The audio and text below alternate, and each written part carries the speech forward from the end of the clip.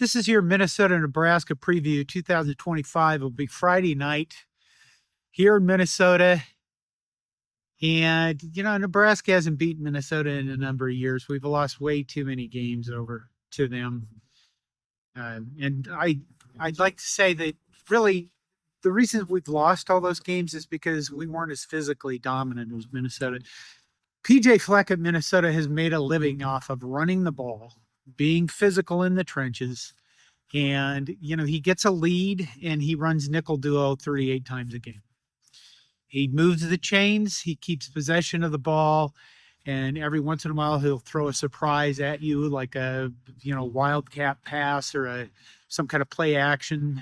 And, they beat us that way for years. I can remember a few years being on the field and watching the entire second half, Minnesota just running the ball over and over and over and just pummeling the holy crap out of our lines and our defense. And, it's been disappointing to watch over the years. Minnesota isn't that team this year.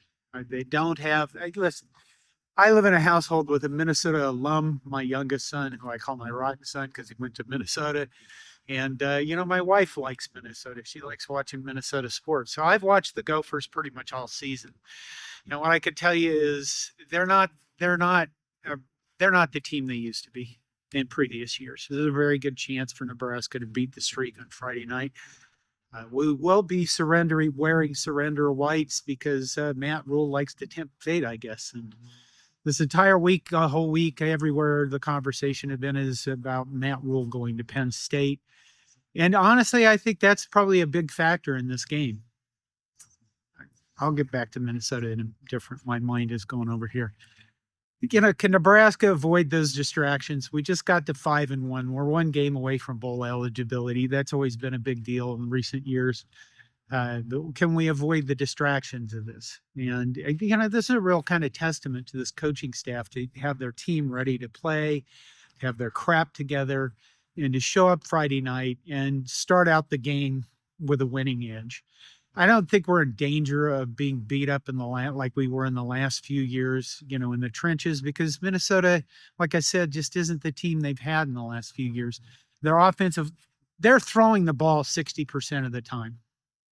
And I can guarantee you that isn't by choice. That's because that's how they're trying to generate an offense.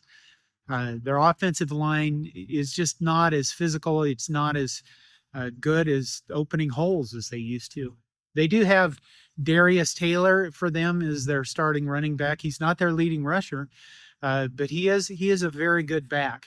He gets yardage. He'll find holes and he'll get yardage out of nothing. It's just a matter of how banged up he is, how much he's going to play in this game. They have a freshman running back whose name I'm going to severely butcher. I think it's Fame Ijaboy. Probably completely wrong, but he has the makings of being a very good back. He's a guy he looks very fast. Another guy who's trying to find his way as a freshman, trying to figure out college football, but also a guy that can find some room and make some, get some yardage for him. Their quarterback, is it Drake Lindsey? Freshman quarterback, not very mobile. It would be interesting to see him in a 40-yard dash against Dylan Raiola as to who would win. I think Dylan would probably outrun him, but he is not mobile. And he is, I heard Sam McCune earlier this week say that Minnesota's receivers are very good. No, they're not. Listen, in past years, Minnesota has had some phenomenal receivers. Rashad Bateman, Tyler Johnson, Chris Ottman-Bell, just to name a few, guys that went into the NFL. I don't know if Bell did, but, guys that made it into the NFL and have made a name for them. I don't think they really have anybody like that. And part of that is you look at them and you go, do they not have a receiver like that? Because their quarterback really isn't that good. He's just but put it this way. Their quarterback has a quarterback rating this year of 88. Dylan Raiola is at 16 nationally, if you want the comparison. But their offense is just not that good. Their defense, again, not as physical as they used to be in years past. Coy Parrish is the one guy that you have to watch out for in Minnesota's defense.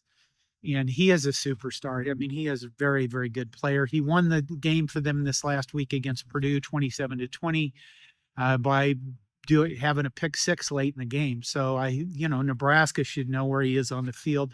He's not quite to the level of Winfield Jr. Anton Winfield Jr., who's, you could tell in college that guy was going to be an NFL Hall of Famer. He elevated Minnesota's defense that much. Coy Parrish is, he's a little bit down here, still unbelievably fantastic player, returns punts. I think he's played some offense, kind of a Travis Hunter guy, although not that extreme in that he's playing on the field all the time. Bottom line is, this is a very winnable game for Nebraska. The weather's going to be like this, which is, I look like I'm bundled up for winter. And it's about 45 degrees, I think 47, somewhere in there. But I hate this weather. It gets damp. It's cold. I handle 20 degrees better than I handle this weather because it's got this damp, cold breeze from the north that cuts into your skin. And you really have to be kind of aware of that. So Friday night is going to be clear from what I understand later, probably in the 40s, not as damp as this, probably rain earlier in the day, still humid, kind of cutting into your skin kind of stuff. I don't know what else to say about Minnesota. The spread has gotten up to 9.5 because obviously a lot of people took the bets at like 6.5 or 5.5, whatever it is. Being favored that much when it's a home game for Minnesota is kind of surprising. Probably surprising to a lot of people that are down on Nebraska football. But again, this is a game that Nebraska should easily win. I shouldn't say easily. Learned our surrender whites. We're on the road at Minnesota. We haven't won back-to-back road games since 2006. When you read this kind of shit, it's just like, what? What happened to the team I love? But, again, that would be a really good, it'd be nice, get to bowl eligibility right away and you can put that monkey off your back. Nebraska, what do we need to do in this game? Emmett Johnson was Mr. Minnesota football when he was up here, and Minnesota did not offer it. And that's kind of surprising, given that you have a guy right in your own play or if background. I'm missing the words. They go away sometimes. Right in your own state that you don't even offer. And I think we saw last week Emmett Johnson take his game against Maryland to an entirely new level.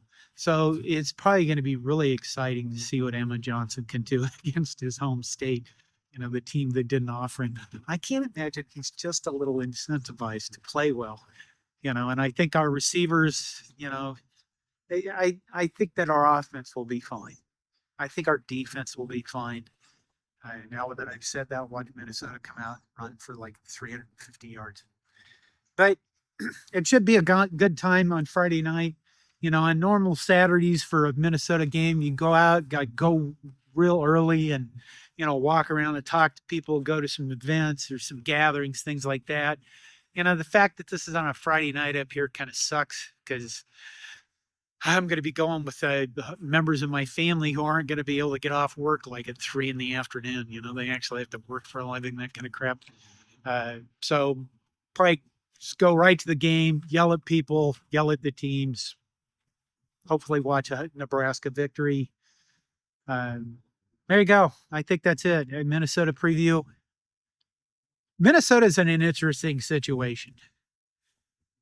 We just had this press conference Monday where Matt Rhule basically said, we need more money. We need to spend more money on the football program.